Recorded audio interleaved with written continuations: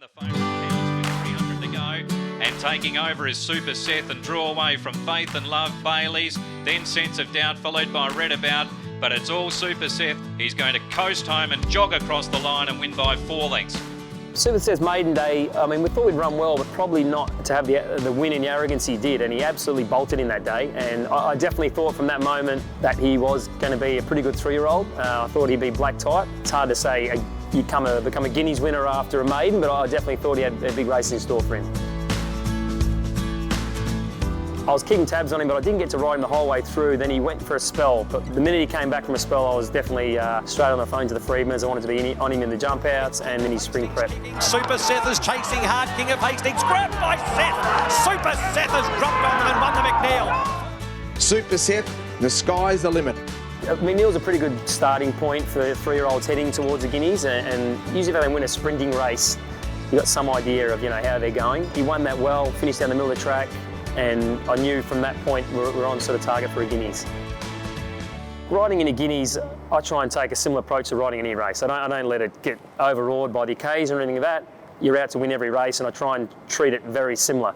So there's nothing different I take into a big race like that. Sets racing in the Guineas.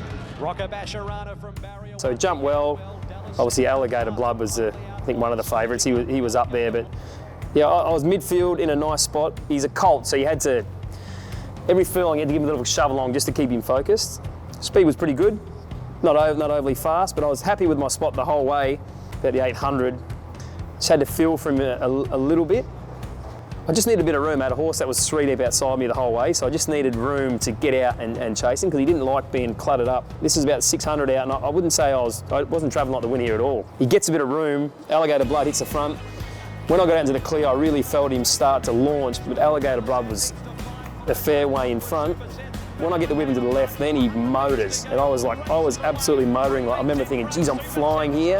Alligator Blood stopping Super Seth from the clouds. It's close. Super Seth has put in a mighty lunge. Photo. I was so far behind Alligator Blood, but I was picking up like the rate of knots. And I just remember, you can see that good picture when I look across like that, I was like, I reckon I got him. And Super Seth will get up in a barnstorming performance. Might have been Chris Simons on the pony. He was like, you won. I was like, yes, but his last 400 was, like the 600 to 400, I was never going to win, and then 400 to the winning post become a live chance as the straight went on. It's a good win. It must be just an awesome feeling. I'll tell you, that first glass of champagne tonight's going to go down very nicely.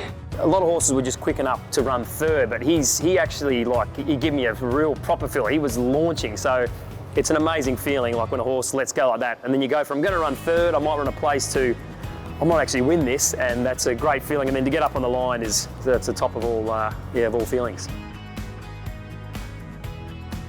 You won't miss a race, tip, protest, winner or moment on racing.com. And you won't miss a moment if you drink wise.